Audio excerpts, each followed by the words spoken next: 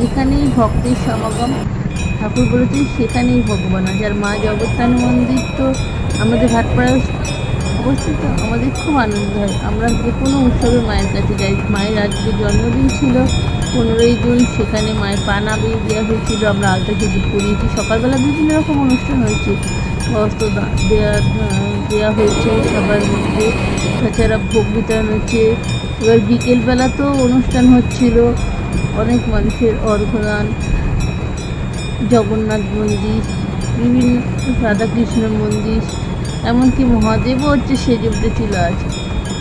আমরা ছিলাম বিকেলবেলা, জনসাধারণদের আবার ভোগ বিতরণ হয়েছে, আরতি হয়েছে, সেই দেখে কেক কাটা হয়েছে মায়ের। সত্যি এত সুন্দরভাবে মায়ের জন্মদিনটা পালন করা হয়েছে, মন ভরে গেছিলো। আর